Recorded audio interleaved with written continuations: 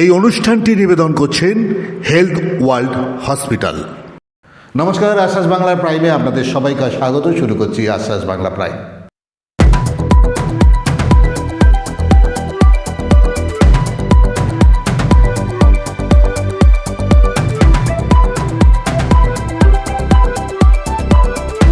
আচ্ছা, আজ কিসের টাকা ফেরত দিচ্ছেন? আরে কেন কেন কেন নিয়েছিলেন টাকা? সরকারি প্রকল্প পাইয়ে দেওয়ার নামে টাকা নেওয়ার অভিযোগ, আর সেই অভিযোগের জেরে দক্ষিণ চব্বিশ পরগনার কুলতলি ও ক্যানিংয়ে মোট 6 লক্ষ টাকা ফেরত দেওয়ার দাবি ঘিরে তীব্র চাঞ্চল্য ছড়িয়েছে। কুলতলি মেরিগঞ্জ 2 নম্বর গ্রাম পঞ্চায়েতের তৃণমূল সদস্য সুবল হাতি আবাস যোজনা, বার্ধক্য ভাতা ও বিধবা ভাতা পাইয়ে দেওয়ার প্রতিশ্রুতি দিয়ে টাকা নিয়েছেন বলে অভিযোগ। দীর্ঘদিন পর এলাকায় ফিরে গতকাল রাতে 2,22,000 টাকা ফেরত দেন তিনি। অন্যদিকে ক্যানিংয়ের মালিধর গ্রামের তৃণমূল পঞ্চায়েত সদস্য মিলন হালদারের বিরুদ্ধে একই অভিযোগ ওঠে। অভিযোগকারীদের দাবি, চাপের মুখে তিনিও 4 লক্ষ টাকা ফেরত দিয়েছেন। দুই ঘটনায় মোট 6,22,000 টাকা ফেরতের দাবি সামনে আসতেই রাজনৈতিক মহলে শুরু হয়েছে জোর চর্চা। ঘরের টাকা এখন পেলেন? এখন ওই নিয়েছিল টাকা, কারবানির টাকা। আচ্ছা, টাকা দিয়েছিলাম।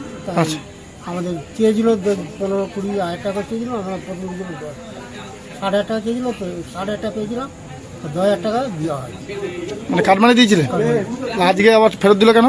ফেরত দিল এখন পার্টি পাড়ার ছেলেরা জোর করে চেয়ে দিয়েছিল, জোর করে চেয়ে দিচ্ছে। মানে এই টাকা পেয়ে খুশি আপনারা? হ্যাঁ, খুশি।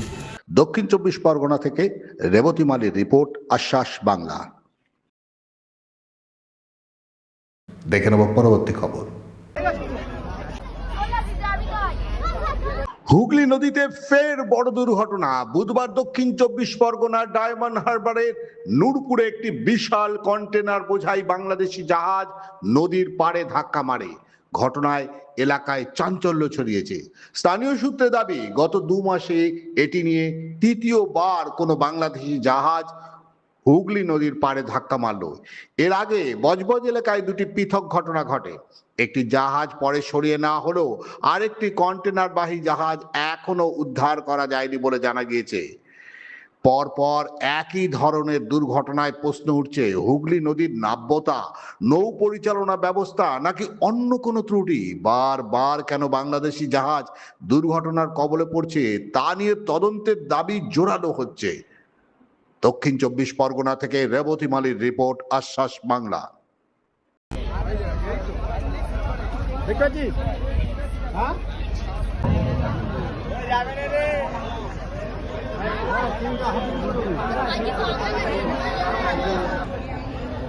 দেখে নেব পরবর্তী খবর।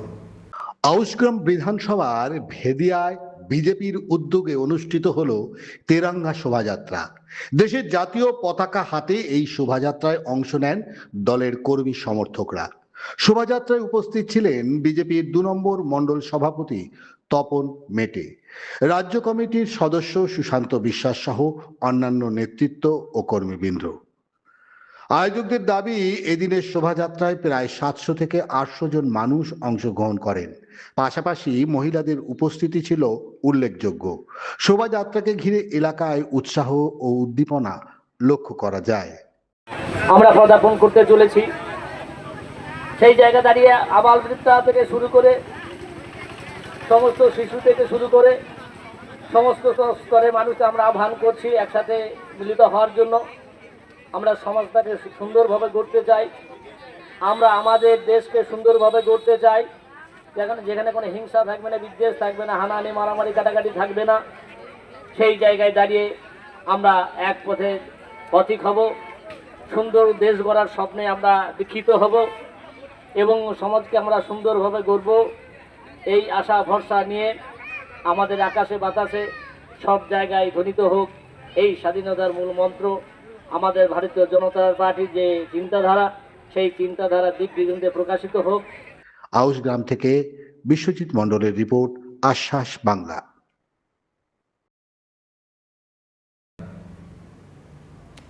আশ্বাস বাংলা প্রাইমে এখন একটা ছোট্ট বিজ্ঞাপন বিরতি। সঙ্গে থাকুন, কোথাও যাবেন না, দেখতে থাকুন আশ্বাস বাংলা প্রাইম নিউজ।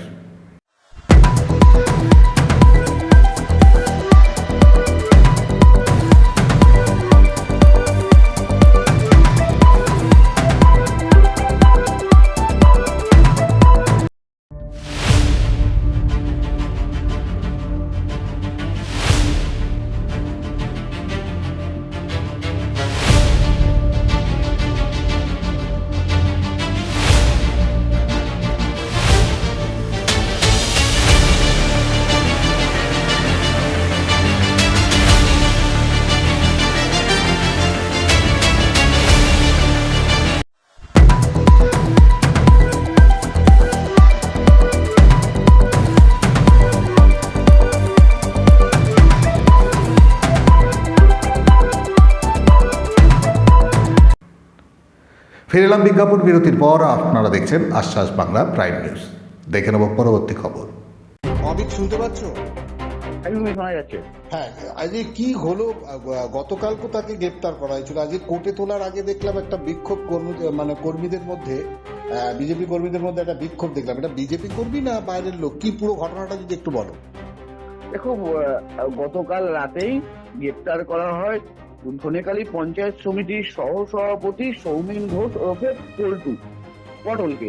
এই পটল হচ্ছে গিয়ে ধনেখালীর যে বিধায়িকা রয়েছে অসীমা পাত্র, তার একদম ছায়া সঙ্গী, এবং তার বিরুদ্ধে একাধিক অভিযোগ রয়েছে। হুমকি, মারধর, অগ্নিসংযোগ, পোকাবাজি থেকে আরম্ভ করে একাধিক অভিযোগ রয়েছে এর বিরুদ্ধে, এবং কার্যত ধনেখালীবাসী অতিষ্ঠ তার বিরুদ্ধে। এবং আজকে যখন তাকে, কালকে গ্রেপ্তারের পর আজকে কোর্টে তোলা হবে, সেই সময় পটলকে মারার জন্য পটল হাতে এবং ডিম হাতে কার্যত বিজেপি কর্মী সমর্থকের পাশাপাশি সাধারণ মানুষরা উপস্থিত ছিল, যারা একটা সময় এই পটলের হাতে অত্যাচারিত হয়েছে, বা তাদের মারধর খেতে হয়েছে, বা তাদের ওই তোলাবাজির শিকার হতে হয়েছে।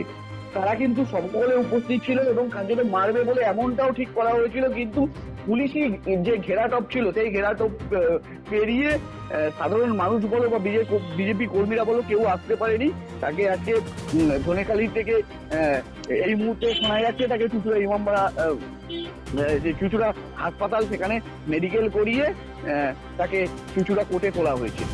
যেটা জানা যাচ্ছে যে মোহাম্মদ ইব্রাহিম অভিযোগ করেছিল 16ই জানুয়ারি, যেটা 16ই জানুয়ারি তার বাড়িতে আক্রমণ হয়েছিল, এবং 6ই আগস্ট তাকে লিখিত অভিযোগ। কেন এরকম সময় লাগলো? কেন? আসলে নতুন সরকারের অপেক্ষা করছিল কি? তুমি যেরকমটা, আমি আগেও যেরকম তোমায় বললাম যে তার বিরুদ্ধে একাধিক অভিযোগ ছিল, কিন্তু সেই অভিযোগ থাকলেও যেহেতু সরকার তৃণমূলের ছিল এবং একদম অসীমা পাত্র ধনেখালীর যে বিধায়িকা তার একদম ঘনিষ্ঠ ছিল, ছায়া সঙ্গী কার্যত বললে যা বলা যেতে পারে সেটাই ছিল। অর্থাৎ এই বিধায়িকার ছায়া সঙ্গী তার বিরুদ্ধে অভিযোগ করবে এরকম বুকের পাটা কারোর ছিল না, যার কারণেই তাকে কার্যত তার বিরুদ্ধে অভিযোগ করা সম্ভব হয়নি। এবং পরবর্তীকালে সরকার পরিবর্তনের পর তার বিরুদ্ধে অভিযোগ হয় এবং গতকাল রাতেই তাকে গ্রেপ্তার করা হয়েছে। অসংখ্য ধন্যবাদ তোমাকে। এখানে 2011 থেকে 2026 সাল পর্যন্ত ধনিয়াখালীতে নিজেকে স্বঘোষিত রাজা হিসেবে ঘোষণা করা অত্যাচারী পটল ঘোষকে ধরে আনা হয়েছে। আমাদের 2021 সালে আমাদের বিজেপির কার্যকর্তা শেখ ইসমাইলের বাড়িতে 2টি মোটরসাইকেল, খাট, বিছানা পুড়িয়ে দেওয়া এবং ঘরের সমস্ত সামগ্রী নষ্ট করা, এবং ওইখানেই সংলগ্ন মিঠুন পালের বাড়িতে পায়খানার প্যান ভেঙে দেওয়া, দরজা ভেঙে দেওয়া, সাবমার্সিবল উপড়ে দেওয়া, এইসব কাণ্ডে এনার মদতেই হয়েছে। এনার সাথে অরুণ বেড়া, বুলবুল সহ রশিদ অনেক এহাদিরা যুক্ত আছে, প্রত্যেককেই অ্যারেস্ট করতে হবে। দেখে নেব পরবর্তী খবর। পূর্বস্থলী 1 নম্বর ব্লকে নজরুল মঞ্চে ভারতীয় জনতা কিষাণ মোর্চা সাংগঠনিক কাটোয়া জেলার উদ্যোগে মঙ্গলবার অনুষ্ঠিত হয় কৃষক সংবর্ধনা সভা। অনুষ্ঠানে উপস্থিত ছিলেন রাজ্যের কৃষি মন্ত্রী দুধ কুমার মণ্ডল। সারের কালোবাজারি নিয়ে কড়া হুঁশিয়ারি দিয়ে মন্ত্রী বলেন, কাজে আমরা এই প্রস্তাব রেখেছি এবং গ্রামোন্নয়ন দপ্তরের মন্ত্রী আমাদের দিলীপ দাও এই বিষয়টা নিয়ে ভাবছেন। আমরা সবাই, সরকারও ভাবছে, আমরা ভাবছি। এখন বাইরে আলু পাঠাতে পারছি না। আমরা এটা মনে করছি যে আলুগুলো চাষিদের এখনো স্টোরে পড়ে আছে ছাড়াতে পারবে না, তার ভাড়াটা যদি সরকার দেয়, আমরা এই প্রস্তাব রেখেছি, তাহলে চাষিরা সেই আলুটা বের করে নিয়ে সামান্য কিছু পেতে পারে। এখন সরকার এটা স্বীকৃতি আমাদের দেয়নি বা ঘোষণাও করেনি, কিন্তু আমরা সরকারের কাছে ক্যাবিনেটে আমরা এটা প্রস্তাব রেখেছি যাতে আলু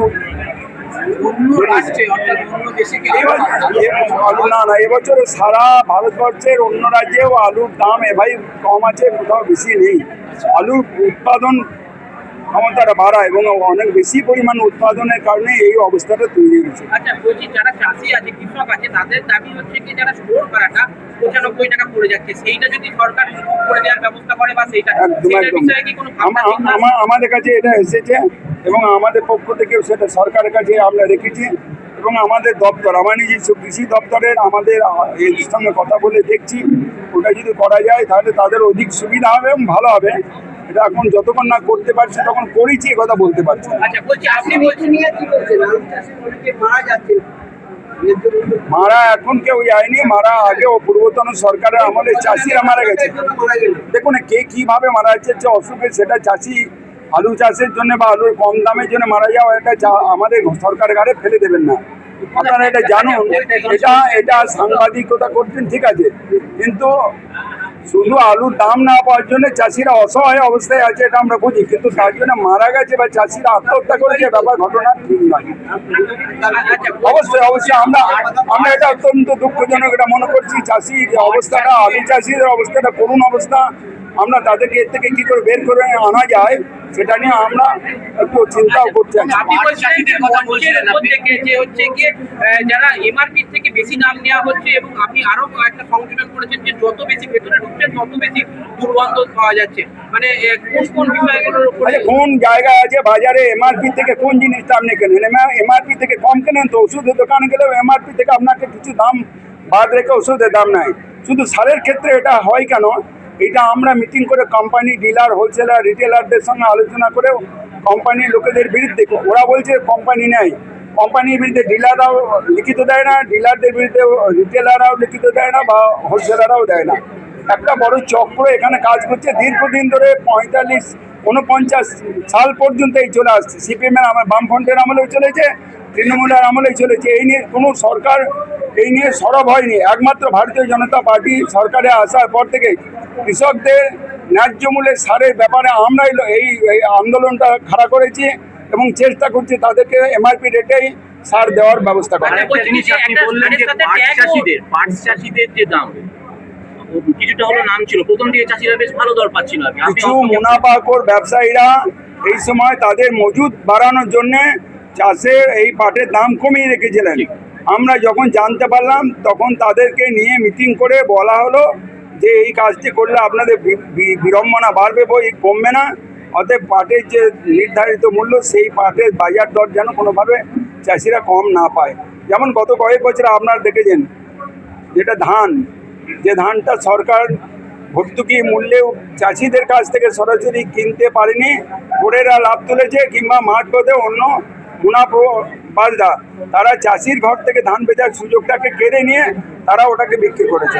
আমরা এই ব্যবস্থাটাকে তো একটু পরিবর্তন করতেই চাইছি। আচ্ছা, ট্যাগ দেওয়া হচ্ছে, সারের সাথে ট্যাগ ছাড়া হচ্ছে কোনো শাড়ি কিনতে পারে না চাষিরা, সেই ক্ষেত্রে এইটা নিয়ে আমরা বলেছি আপনার সঙ্গে দোকানে ওষুধ কিনতে গেলে একটা যদি আপনি কাপ সিরাপ নেন, তার সঙ্গে আপনাকে যদি 1 ফাইল প্রেসারের ওষুধ ধরিয়ে দেন, আপনি নেবেন কি?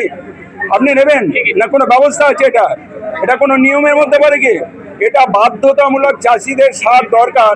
চাষিরাও অত্যন্ত বোকা মানুষ, চাষিরাও অত্যন্ত সরল মানুষ, সেই জন্য কোম্পানির লোকেরা চাষিদের ঘাড়ে এই বাঁশটা দিচ্ছেন। এই বাঁশটাকে আমরা দেওয়ার থেকে আটকাবার চেষ্টা করছি এবং চাষিদের বাঁচাবার চেষ্টা করছি। আপনি মঞ্চেও বলছিলেন যে হচ্ছে কি যদি চাষিদের থেকে সারের দাম বেশি নেয় সেক্ষেত্রে এডি অফিসে অভিযোগ করতে, এরকম বহু জায়গায় অভিযোগ হচ্ছে, সেই ক্ষেত্রে কি কোনো অভিযোগ এখনো লিখিত কম জায়গা থেকে এসেছে, অভিযোগ আমরা পাইনি। অভিযোগ পেলে তাদের বিরুদ্ধে ব্যবস্থা নেওয়াটা সহজ হবে। মুখের কথায় তার কাজ হয় না, মুখের কথা কোনো প্রমাণ থাকে না, কিন্তু চাষিরা আমরা প্রমাণ সাপেক্ষেই তাদের বিরুদ্ধে অনেক ক্ষেত্রে ব্যবস্থা নিয়েছি। এডিওদেরকে দাঁড় করিয়ে রেখে তার দোকানের সারকে বিক্রিও করিয়েছি। এটা আমাদের কাছে অনেক দৃষ্টান্ত আছে, তার রিপোর্ট আমরা দিয়েছি। রাজ্যের শেষ আমন পরিস্থিতি কি আছে আমন চাষে? আমন চাষে এবছর বৃষ্টিপাত খানিকটা কম আছে, মানে প্রায় 80% আমন চাষ হয়ে এসেছে। কোথাও কোথাও মানে যেখানে জমি সমতল ক্ষেত্র নয় সেখানে এই সেচের ব্যবস্থা অপ্রতুল আছে, সেখানে কিছুটা চাষ কম হয়েছে, কিন্তু 80%-এর উপর আমন চাষ আজকে আমাদের সম্পূর্ণ হতে চলেছে, যাতে কোনো ঘাটতি হওয়ার সম্ভাবনা নেই। কালনা থেকে ডলি ভট্টাচার্যের রিপোর্ট, আশ্বাস বাংলা। আশ্বাস বাংলা প্রাইম এখনকার মতো এই পর্যন্ত। নমস্কার।